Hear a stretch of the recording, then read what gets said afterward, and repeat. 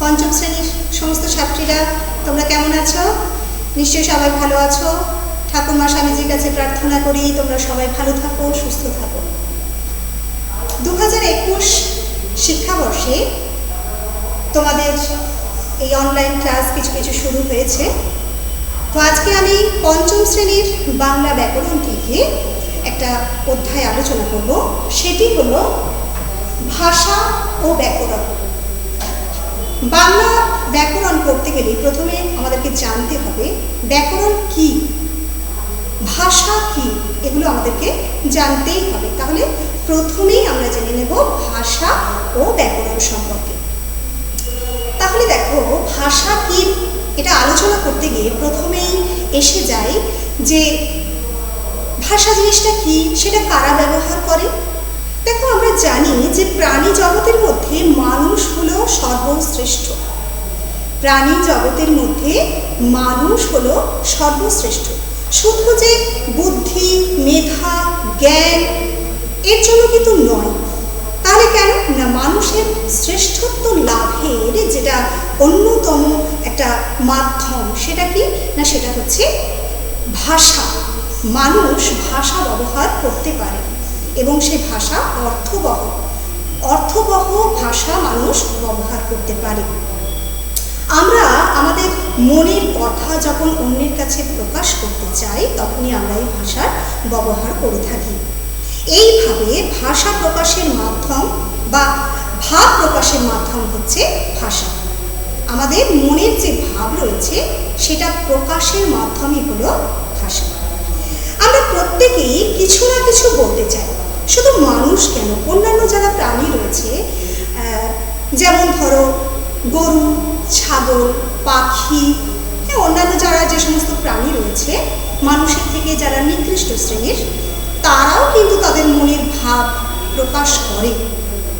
সেটা কিভাবে না, সেটা তাদের মতো করে তাদের ভাষায় তারা প্রকাশ করে। যেমন ধরো যখন গাভী ডাকে তখন কি হয় না, গাভী ডাকলে তখন কি হয়, বাছুর দৌড়ে আসে। কেন না, তাদের ভাষাটা বোঝে তাদের প্রজাতির যে সমস্ত জীব রয়েছে। আবার কি, যখন পাখির ছানারা কিচিরমিচির স্বরে ডাকে তখন কি না, মা পাখিরা বুঝতে পারে যে তার ছানাদের খিদে পেয়েছে। তারা তখন কি করে না, তারা তখন খাবার নিয়ে এসে তার ছানাদেরকে খাওয়ায়। এইভাবে কিন্তু সবার ভাষা আছে। মানুষ বেঁচে থাকার কারণে নিজের মনের কথাটা অন্যের কাছে পৌঁছে দিতে চায়। অর্থাৎ কি, মানুষের নিজের প্রয়োজন, মানুষ বেঁচে থাকার জন্য তাদের মনের যে কথা সেটা অন্যের কাছে পৌঁছাতে চায়। এটা কিন্তু সেই প্রাচীন কাল থেকে হয়ে আসছে। যখন মানুষ ছিল গুহাবাসী তখন থেকে কিন্তু মানুষ কি করেছে না, নিজেদের প্রয়োজনে তারা ভাষার ব্যবহার করেছে। তারা কেউ একসঙ্গে থাকতো না।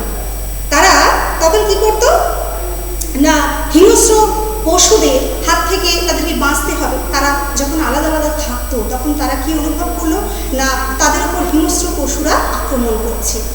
এটার থেকে বাঁচার জন্য তারা কি হলো না, তারা একসাথে দলবদ্ধ হলো, যাতে করে তারা হিংস্র পশু বা জন্তুদের হাত থেকে বাঁচতে পারে। তাহলে মানুষ এরপর সংঘবদ্ধ হতে লাগলো। তারা মনের ভাব প্রকাশ করবার জন্য বিভিন্ন সংকেত ব্যবহার করলো।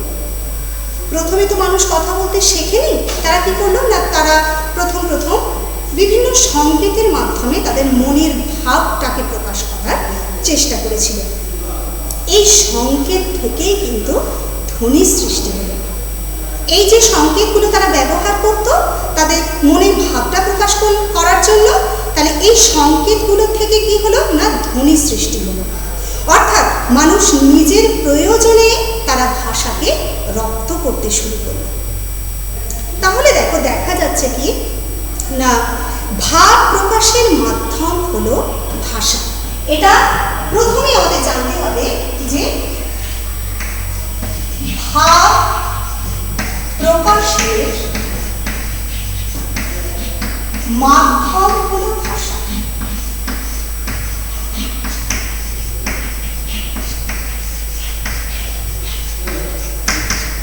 ভাব প্রকাশের মাধ্যম হলো ভাষা। মানুষ নিজের জন্য ও অন্যের জন্য ভাষা ব্যবহার করতে থাকলো। প্রথম প্রথম মানুষ নিজের জন্য এবং তারপরে তারা অন্যের জন্যেও কিন্তু এই ভাষা ব্যবহার করতে লাগলো। যেমন ধরো আমরা যদি একটা উদাহরণ নিই, যে একটা শিশু ধরো কাঁদছে, সে কেন কাঁদছে? তার কিছু একটা সমস্যা আছে, বলে তার খিদে পেয়েছে, নইলে হয়তো সে শারীরিকভাবে অসুস্থ। তাহলে কি তার এই যে মনের তাগিদটা, তার একটা কিছু সমস্যা যেটা সে অন্যের কাছে প্রকাশ করতে চায় বা মায়ের কাছে প্রকাশ করতে চায়, সেই জন্য সে কাঁদছে। তাহলে এই যে কান্নাটার মধ্য দিয়ে সে অপরকে জানাতে চাইছে তার মনের ভাবটা।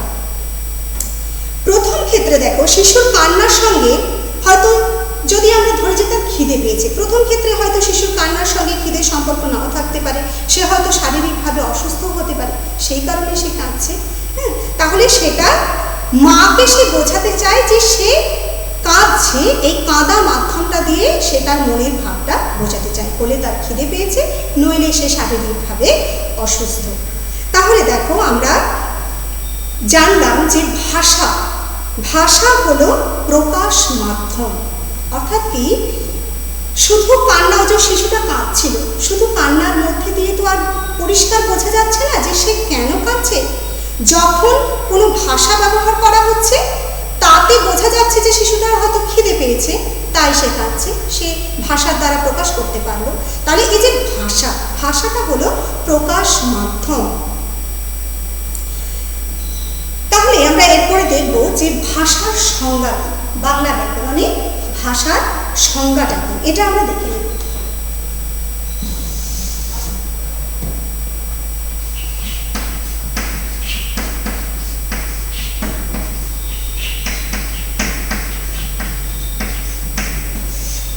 না, ভাষা হলো যে ধ্বনি মানুষের বাকযন্ত্রের সাহায্যে উচ্চারিত হয় এবং যার মাধ্যমে মনের ভাব প্রকাশ করা হয়। আবারও বলি, যে ধ্বনি মানুষের বাকযন্ত্রের সাহায্যে উচ্চারিত হয় এবং যার মাধ্যমে ভাবটা প্রকাশ হয়, মনের ভাব প্রকাশ হয়।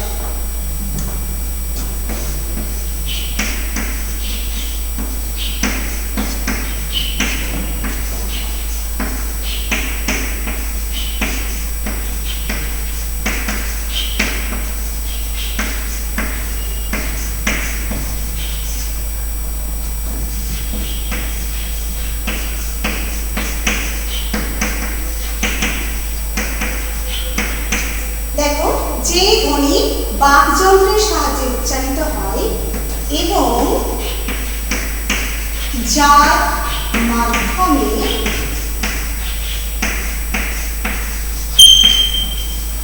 মনের ভাব প্রকাশ পায়,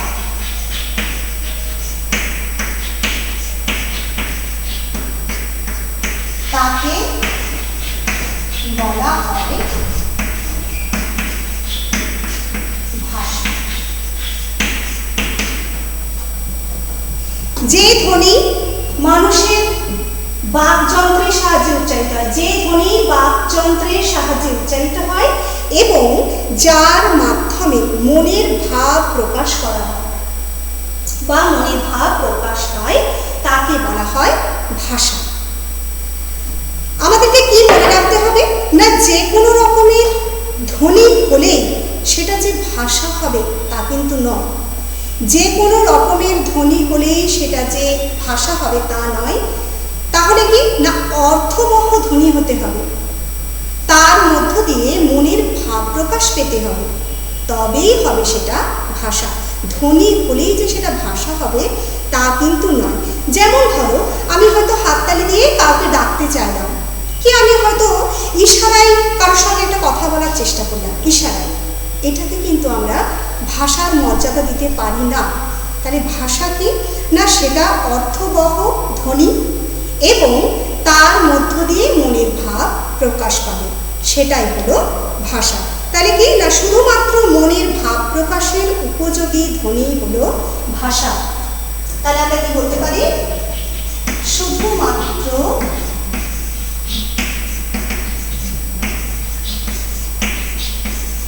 মনের ভাব মনের ভাব প্রকাশের মাধ্যমই হলো ভাষা। শুধুমাত্র মনের ভাব প্রকাশের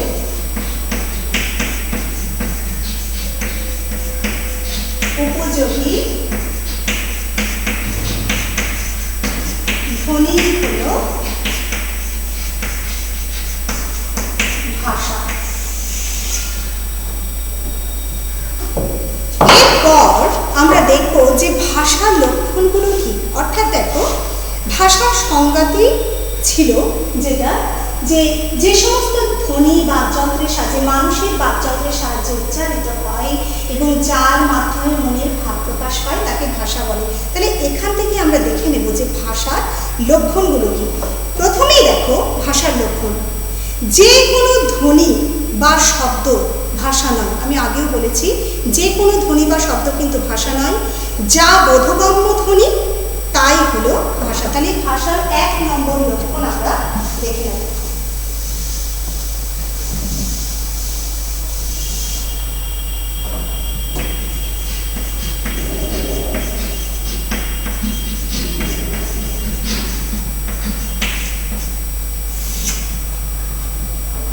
ভাষার লক্ষণ, তাহলে যে কোনো ধ্বনি বা শব্দ কিন্তু ভাষা নয়।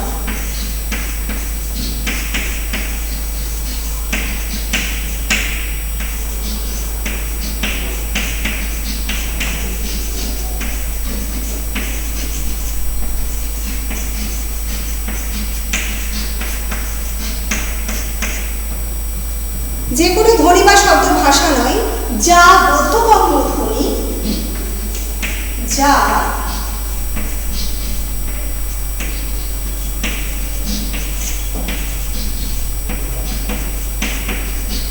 ধ্বনি তাই হলো ভাষা।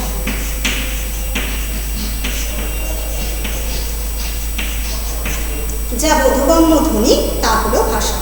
এরপরে দেখো 2 নম্বর লক্ষণ কি না, একমাত্র অর্থযুক্ত ধ্বনি হলো ভাষা। একমাত্র অর্থযুক্ত ধ্বনি হলো ভাষা।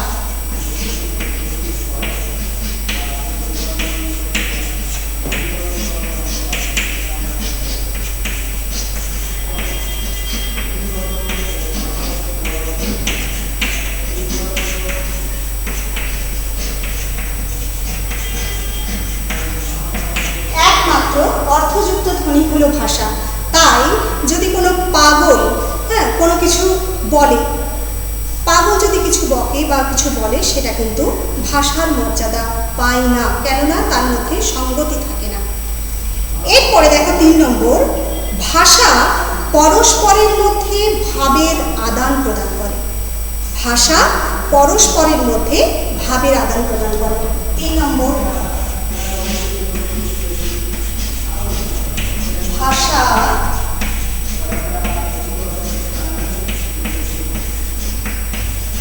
পরস্পরের মধ্যে ভাবের আদান প্রদান করে। প্রথমেই আমি বলেছিলাম যে আমরা নিজেদের তাগিদে বা নিজেদের প্রয়োজনে, নিজেদের মনের ভাবটা প্রকাশ করার জন্য আমরা ভাষা ব্যবহার করি। তাহলে সেখানে দেখো ভাষার লক্ষণে 3 নম্বর আমরা কি বলেছি না, ভাষা পরস্পরের মধ্যে ভাবের আদান প্রদান করে থাকে। এরপর চলে যাব 4র্থ, বক্তব্যের অন্তরঙ্গ রূপ প্রকাশ করে। ভাষা কি করে না, বক্তব্যের অন্তরঙ্গ রূপটাকে প্রকাশ করে।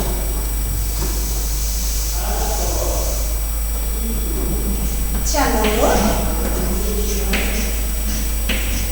ভাষা বক্তব্যের অন্তরঙ্গ রূপ প্রকাশ করে।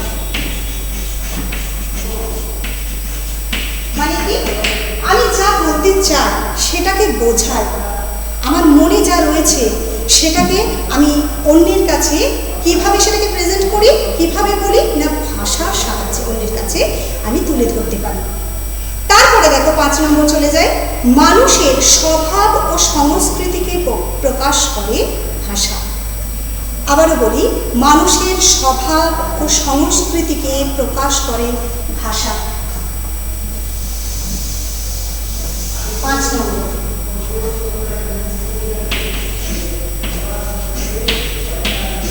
মানুষের স্বভাব ও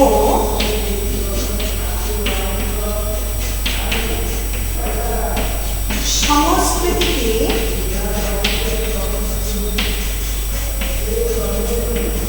প্রকাশ করে ভাষা। তাহলে দেখো আমরা ভাষার লক্ষণগুলো দেখলাম। শেষে কি দেখলাম না, মানুষের স্বভাব ও সংস্কৃতিকে প্রকাশ করে ভাষা। এরপর আমরা যাব বাংলা ভাষা। প্রত্যেক জাতির কিন্তু নিজস্ব ভাষা আছে। যেমন ধরো ইংরেজদের কি ভাষা, তারা ইংরেজি ভাষায় কথা বলে। আচ্ছা, ফ্রান্সের অধিবাসীরা কি করে না, তারা ফরাসি ভাষায় কথা বলে। জাপানের অধিবাসীরা তারা জাপানি ভাষায় কথা বলে। অর্থাৎ কি না, প্রত্যেকটা প্রজাতির, তাদের প্রত্যেক জাতির তাদের নিজস্ব ভাষা আছে। তারা সেই ভাষায় নিজেদের মনের ভাব অন্যের কাছে প্রকাশ করে। আমাদের দেশে কি না, মূলত হিন্দি ভাষা রয়েছে, তবে আমরা যারা বাঙালি তারা কি করি, আমরা বাংলা ভাষায় কথা বলি। বাঙালিরা যে ভাষায় কথা বলে সেটা হচ্ছে বাংলা ভাষা। এই বাংলা ভাষা নিয়ে আমরা জানলাম।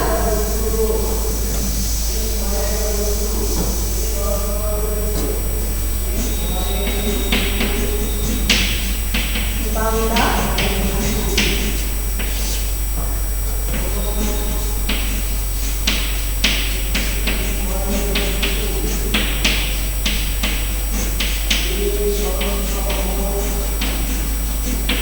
বাঙালিরা যে ভাষায় কথা বলে তা হল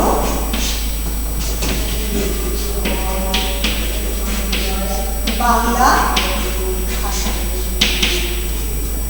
বাঙালিরা যে ভাষায় কথা বলে সেটা হচ্ছে বাংলা ভাষা। আমরা তো আগে ভাষা সম্পর্কে জেনেছি। দেখো, আমরা যদি বলি যে পূর্ব বাংলা, পশ্চিম বাংলা, ত্রিপুরা, কাছাড়, বরাক উপত্যকার বাঙালিরা যে ভাষায় কথা বলে তাকে আমরা বাংলা ভাষা, বা তারা বাংলা ভাষায় কথা বলে। এবার এই যে বাংলা ভাষার যে সমস্ত শব্দগুলো রয়েছে সেই শব্দগুলো নিয়ে তৈরি হয়েছে শব্দভাণ্ডার। বাংলা ভাষার যে সমস্ত শব্দ রয়েছে সেই শব্দগুলো নিয়ে তৈরি হয়েছে শব্দভাণ্ডার। শব্দভাণ্ডারের যত শব্দ আছে সেগুলোকে আমরা দুটো ভাগে ভাগ করতে পারি। শব্দভাণ্ডারে যতগুলো শব্দ আছে সেগুলোকে আমরা দুটো ভাগে ভাগ করতে পারি। সেগুলো কি, এক হলো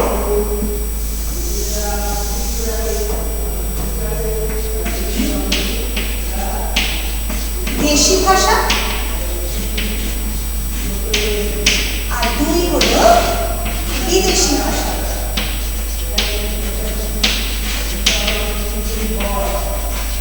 এক হলো দেশি ভাষা, দুই হলো বিদেশি ভাষা।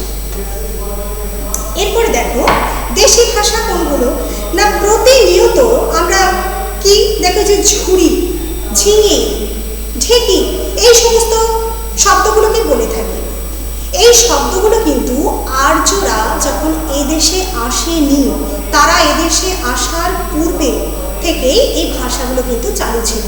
তারা এদেশে আসার পূর্ব থেকেই এই ভাষাগুলো চালু ছিল, তাই এদেরকে বলা হচ্ছে দেশি শব্দ। এই শব্দগুলো চালু ছিল, এই শব্দগুলো হলো দেশি শব্দ।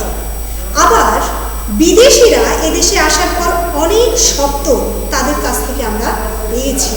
যখন বিদেশিরা এদেশে এসেছেন তারপরে আমরা বিদেশিদের কাছ থেকে অনেক শব্দ পেয়েছি।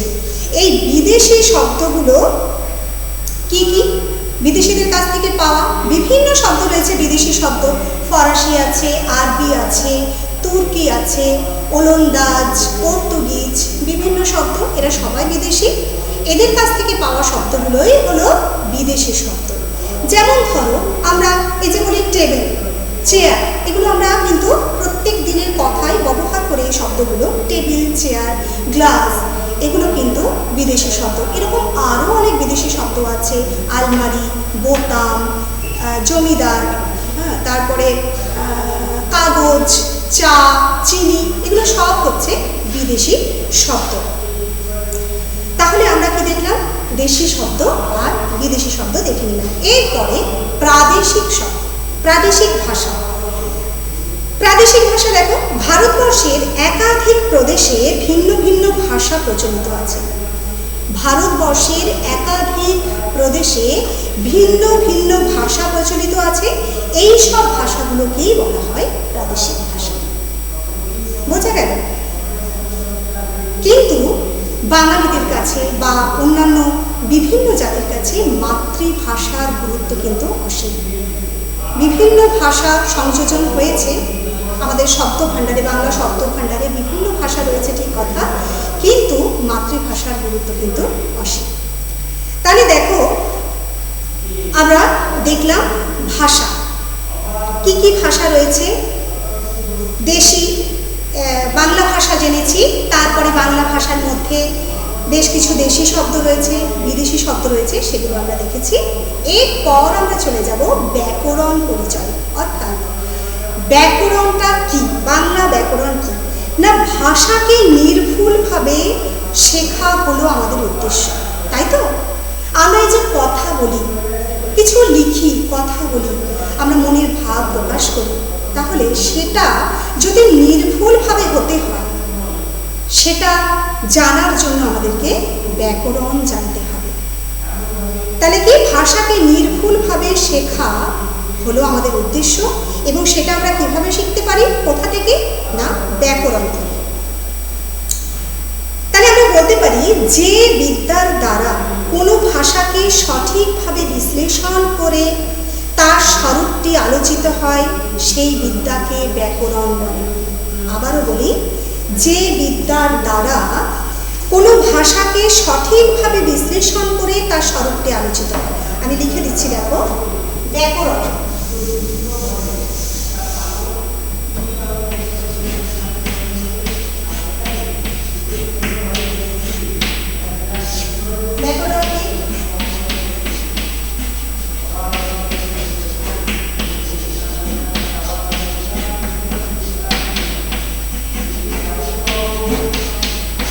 যে বিদ্যার দ্বারা কোনো ভাষাকে সঠিকভাবে বিশ্লেষণ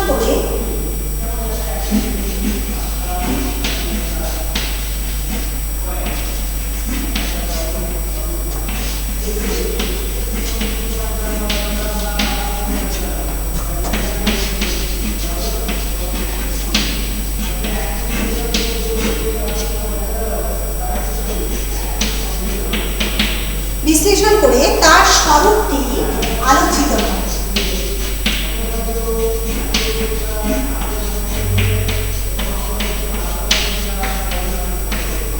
তার স্বরূপটি আলোচিত হয়।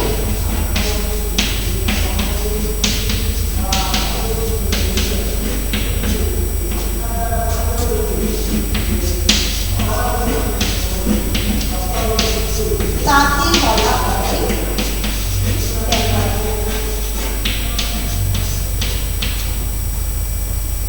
বা সেই বিদ্যাকে, যে বিদ্যার দ্বারা কোনো ভাষাকে সঠিকভাবে বিশ্লেষণ করে তার স্বরূপটি আলোচিত হয়, তাকে বলা হয় বা সেই বিদ্যাকে বলা হয় ব্যাকরণ। এরপরে তাহলে দেখো, আমাদেরকে জানতে হবে কি না, ব্যাকরণ পাঠের উপযোগিতাটা কি। আমরা তো ব্যাকরণ জানলাম, কাকে ব্যাকরণ বলে। এরপরে ব্যাকরণ পাঠের উপযোগিতা কি না, বাংলা ভাষা নির্ভুলভাবে শিখতে হলে ব্যাকরণ বই কিন্তু পড়তেই হবে। আমি আগেও বলেছি যে আমরা যখন কথা বলবো, কিছু লিখব, কাউকে কোনো সংবাদ প্রেরণ করব, সেটা লিখে হতে পারে বা মুখে বলে হতে পারে। তাহলে আমরা যখন কারোর সাথে কথা বলবো বা লিখব, সেটা সঠিক হতে হবে, নির্ভুল হতে হবে, এবং সেই নির্ভুলটা শেখাবে কে না, এই ব্যাকরণ। এই ব্যাকরণ বিদ্যা আমাদেরকে সেই নির্ভুলভাবে বলতে বা পড়তে বা লিখতে শেখাবে। তাহলে দেখো, ব্যাকরণ পাঠের উপযোগিতা আলোচনা করতে প্রথমেই আমরা বলবো কি, প্রথম উপযোগিতা দেখো, বাক্যের গঠন সম্পর্কে জানা। এই যে আমরা একটা বাক্যের মধ্য দিয়ে কয়েকটা পদের সমষ্টি, বাক্য হচ্ছে কয়েকটা পদের সমষ্টি, এবং তাতে কি না মনের ভাবটা প্রকাশ পাবে। তাহলে সেই যে বাক্যের গঠন, সেই গঠনটা কিভাবে হয় সেটা আমরা জানতে পারবো এই ব্যাকরণ। তাহলে 1 নম্বর দেখো, ব্যাকরণ পাঠের উপযোগিতা।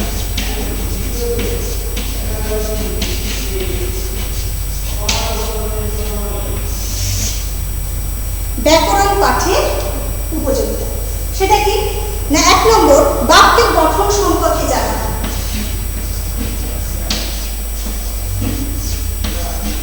বাক্যের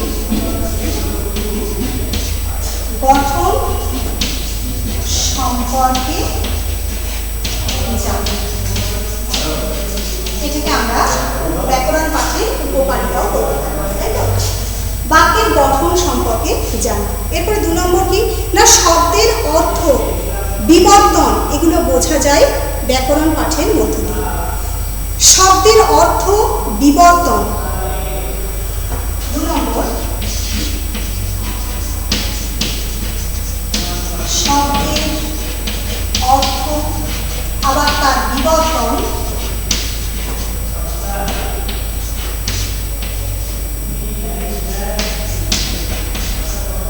জানা যায়। শব্দের অর্থ আর বিবর্তন জানা যায়। 3 নম্বর দেখো, বাক্যের মধ্যে থাকে এক বা একাধিক পদ। আমি বললাম এর আগে, বাক্যের মধ্যে থাকে এক বা একাধিক পদ। তারা কিভাবে থাকে তা কিন্তু আমরা ব্যাকরণ থেকেই জানি। তারা কিভাবে থাকে, তোমরা যখন এরপরে উঁচু ক্লাসে যাবে তখন তোমরা এগুলো পড়বে। একটা বাক্যের কতগুলো শর্ত থাকে, কিভাবে বাক্য হয়, বাক্য অর্থাৎ বাক্য গঠনের শর্ত থাকে। তাহলে কি না, বাক্যের মধ্যে থাকে এক বা একাধিক পদ, সেগুলো কিভাবে পরপর সুসজ্জিত থাকে অর্থ অনুসারে, সেটা কিন্তু জানা যায় এই ব্যাকরণ থেকে। তাহলে 3 নম্বর দেখো,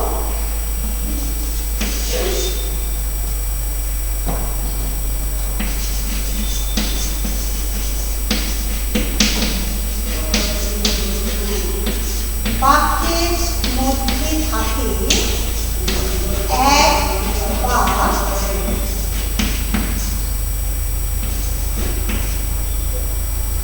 একাধিক পদ, সেগুলি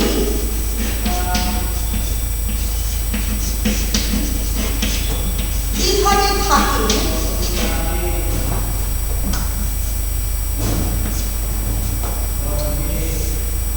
সেগুলি কিভাবে থাকে তা ব্যাকরণ থেকে জানা যায়।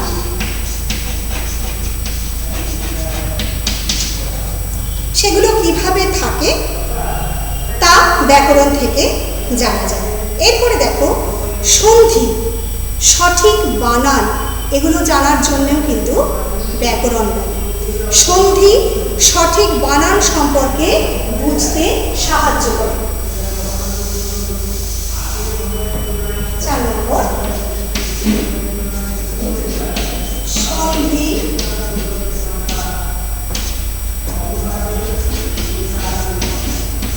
সঠিক বানান বুঝতে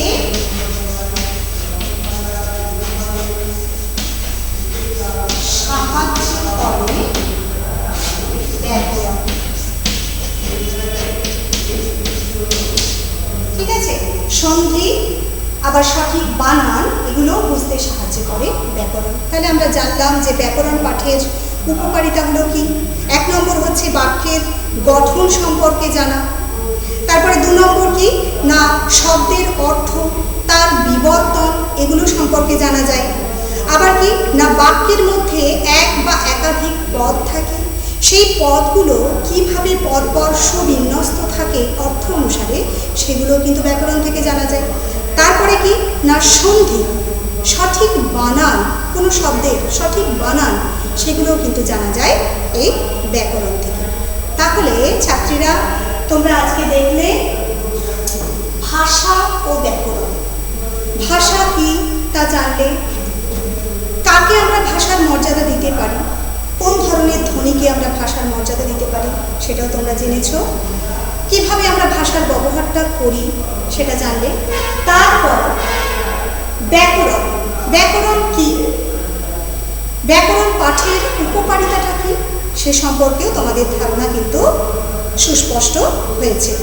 তোমরা বাড়িতে প্রত্যেকে খুব ভালোভাবে অভ্যাস করবে, খুব ভালোভাবে তৈরি হবে এবং রীতিমতো তোমরা এই ক্লাসগুলো অ্যাটেন্ড করবে। কোনো সমস্যা থাকলে জানাবে। সবাই ভালো থাকবে, সুস্থ থাকবে।